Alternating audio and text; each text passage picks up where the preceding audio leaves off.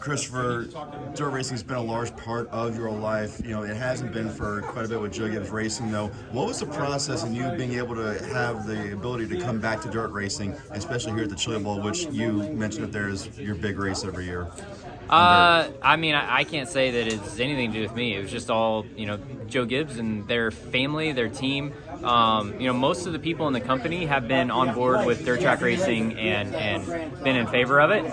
Joe has just always been really wary of it, and he wants to make sure that I stay healthy throughout the entire NASCAR career. And any time that you open it up to do other races, it's risky. So I'm trying to show him the utmost respect and choose my races wisely and make sure that I'm not taking anything away from my NASCAR Cup Series schedule. And I think that I can, if done properly, I can use dirt track racing to improve my Sunday results and become a better racer for Joe himself. Are there any races that he has expressly said not to run? You mentioned not having any conflict with NASCAR. Does that also include Knoxville? Because Kyle's on it. So Knoxville will be tough. Honestly, Joe really hasn't. It's not like he has a yay and nay list. He's really putting a lot of trust in myself and our competition group at Joe Gibbs Racing to make smart decisions and make sure that I'm, managing the risk properly and running races that will benefit myself as a driver, allow me a little bit more freedom to have fun. Saturday races are going to be very, very tough, if not impossible for me to do, because I don't want to do anything that would, deter me from my maximum performance on Sundays. So, a Knoxville prelim night maybe, but I don't know that would necessarily be, what I want to do. So Saturday races are going to be tough. Has Toyota helped out at all with making that decision easier for Joe Gibbs? Given who you're racing for this week? Yeah, I mean, not really. Toyota, they have a big presence and big footstep in dirt track racing through the midget cars and now getting into sprint cars. They've always been okay with me, running dirt track racing, and ultimately it was up to JGR. And I'm very grateful and fortunate that I have this opportunity, and I'm going to try and make the most of it and respect the company's decision and not take advantage of it. What are your earliest memories of Emmett Hahn? So funny enough, my earliest memories of Emmett are not of race promoter, but of Grandpa. And I first met him. I would keep my truck and trailer at his house and Steve Hahn's house, and we would race out of Steve's shop, which is Steve and Emmett lived right there together. I just knew Emmett Hahn as the guy that kept our trailer there because I lived in Norman. They were in Tulsa. We would come up to Tulsa, race every weekend, and that's what I remember Emmett as. What has he meant to you in your career? Yeah, just he's been huge. He's given me a huge opportunity to showcase my talents, right? And even before I was a regular at the Chili Bowl or even a competitor at the Chili Bowl, he started a micro sprint series called ASCS2, American Small Car Series. It was based off of his American Sprint Car Series, and I was fortunate enough to win a championship there whenever I was a young teenager. So, he's always just given racers a platform to go out and perform and put on good shows. So I'm grateful for that. Every single time he goes to talk, like in a public setting like that, it seems like all of you guys are like racing for impact. It's like you just never know what's going to come out. Never know what's going to come out of his mouth. Makes you nervous? It makes me excited to hear what he's going to say. Yes. Doing a story on Keith Coons, and I'm just kind of curious. Obviously, you've known him a long time, driven for him a long time. His impact in this sport. Can you just kind of shed light on that? Yeah, it's monumental, right? Myself, Kyle, even before us, Cole Witt, and I hate to go and start naming names because I'm going to leave people out, but he has been he's been really good about just telling the drivers that come in, like, hey, look, you have to do it, right? But I'm giving you the platform to do it. I'm giving you the cars, the equipment, hopefully the setup.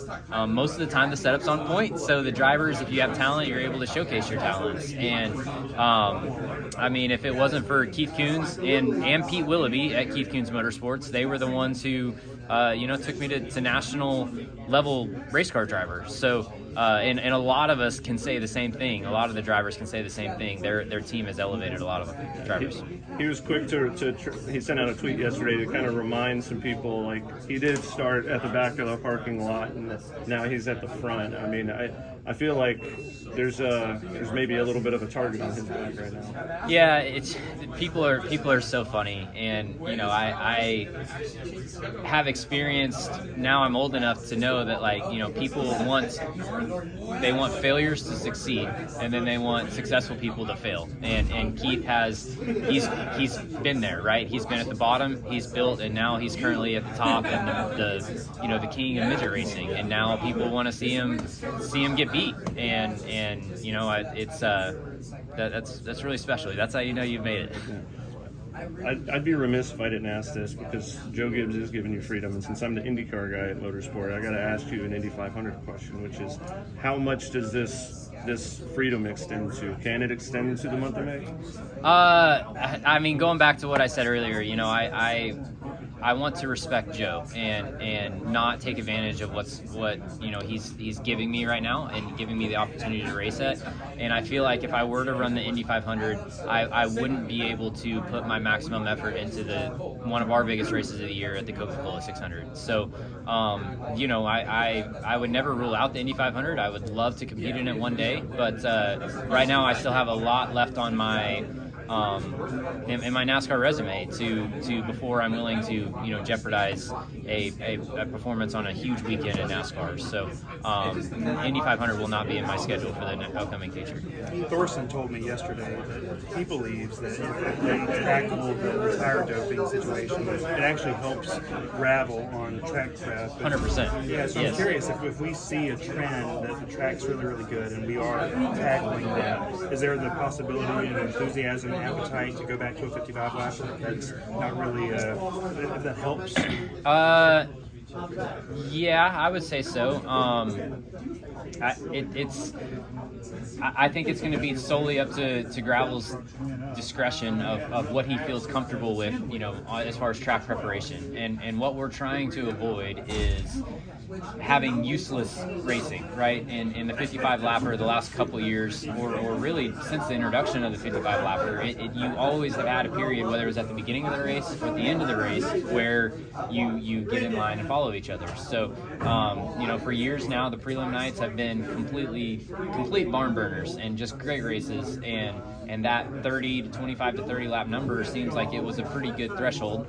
And yeah, I mean, if the track seems like it's acting fine for 40 and Gravel feels comfortable of upping it again, I'd be on board with it. But the biggest thing is just making sure that we have quality shows, and it for the last couple years, it feels like the prelim nights have been providing that, and Saturday the 55 lapper has lacked a little bit. How do you feel about we know about the recent rule change that came out in NASCAR, where people of note get to effectively start a race without worrying about qualifying, what have you. It's not like the Indy 500 with bumping or what have you, and it's not like the way it used to be back in the day in NASCAR. I mean, what's your feelings about that? Because then you're sharing a track with potentially guys who don't have any experience in a stock car. That's an interesting one for sure. We are the entertainers. We're entertainers, and we're in an entertaining business, so I understand it from that aspect. And I go back to what I said a couple months ago, and it's what do we want to be? Entertainers or racers? This is the last one on me. Is the generic fan knows about the Indy 500. They know about the Daytona 500, but not everybody knows about the Chili Bowl, just because not everybody gets to see and experience the Chili Bowl. So for those that don't know, for the common fan, there's not many of them. I'm just going to tell you, there's not many of them. Fair. How would you describe the Chili Bowl in a nutshell to the common fan? Yeah, it's just literally the most unique motorsports event, because you have professionals and complete rookies, and they're all mixed together competing against each other on the same racetrack, the same race night. They could literally start side by side, and that doesn't happen anywhere else. Like, nowhere else in motorsports history can someone hopping in a race car for the very first time sit next to NASCAR Cup Series champion or IndyCar champion or whoever else, right? So yeah, it's just it's truly one of a kind. One more for me. Just practice yesterday. I know it's just kind of a shakedown session, but did you guys get everything out of that you wanted to? I learned a lot, and I did go run Des Moines, Illinois a couple weeks ago, and one thing that I've learned is that the cars have changed. Keith's cars have changed a lot since I drove them last, and I was pretty uncomfortable in the car. It just behaved differently than I was expecting it to. So there's going to be a little bit of an acclimation period for me in the car for sure. All right, one more from me. I got more for you, Matthew. Oh, do you? Yes. Okay. I got one last one. What Yeah. NASCAR driver that hasn't run the Chili Bowl would you like to see run it? Oof. Well, I never in a million years thought Kyle Busch would be here. I remember whenever I first started driving for him, he just kind of scoffed at dirt track racing, and then now his kid is racing, and he would always tell me, "Oh, I'm not doing the Chili Bowl. I'm too big to do the Chili Bowl." And then here we are. So I don't know. I mean, I think I would encourage. I don't know. I never thought Kyle would do it, and he's doing it. So who's next? I don't know. Thanks. Hey race fans, I'm Chase Folsom with Frontstretch.com. If you enjoyed the short track video you just watched, please be sure to subscribe to Frontstretch Grassroots on YouTube for more Cars Tour, ARCA, and other grassroots racing content. Check out Frontstretch.com for all your racing needs.